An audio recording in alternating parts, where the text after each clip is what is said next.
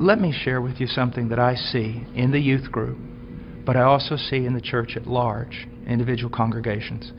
Because we have dumbed down the gospel, because we're not preaching the true gospel, and we are using carnal means to attract people. If you use carnal means to attract men, you're going to attract carnal men. And you're going to have to keep using greater carnal means to keep them in the church. So what has happened is this. We have these large churches filled with many unconverted carnal people. But in those churches, we also have this small group of people that honestly want Christ. And they honestly want His Word. And they honestly want to be transformed. They don't need anything else. All they need is true worship of the true God and Scripture being preached to them and lived out before them. That's what they want. Now I want to tell you the great sin of the American pastor. And this has got me in a lot of trouble, but it's true. This small group of converted people in that local church, all they want is Jesus. And all they want to do is the right thing. They want purity, they want truth, they want Christ.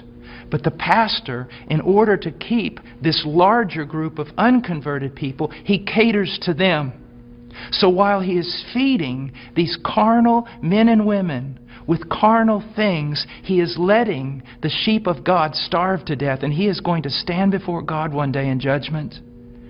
Listen, brother, if my wife was going grocery shopping, and when she was going out to her car, some men assailed her, attacked her brutally, and you walked by, and you did not want to get involved because you didn't want to cause trouble, you didn't want to put yourself in harm's way, you just wanted everything to go smooth.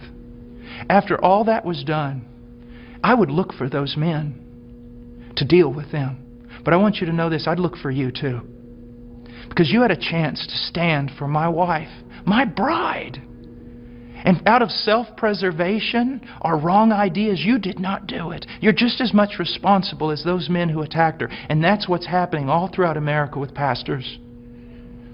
It's the bride of Christ. There are sheep in all these churches, many of them, even churches that seem somewhat heretical in places. You'll usually find a group of people who truly want Christ, but the leadership is catering to the carnal and letting the bride of Christ starve to death, impoverished. And that is wrong. And there's going to be judgment for it. And the same thing is happening to the youth. I know young people that say, you know, Brother Paul, I listen to you all the time. And I said, well, what about your church? He goes, well, they don't preach this. It's not what the other young people want. And so they give them what they want. I'm starving to death. A little child of God, it would be better that a millstone be tied around your neck than you cause this little one to stumble.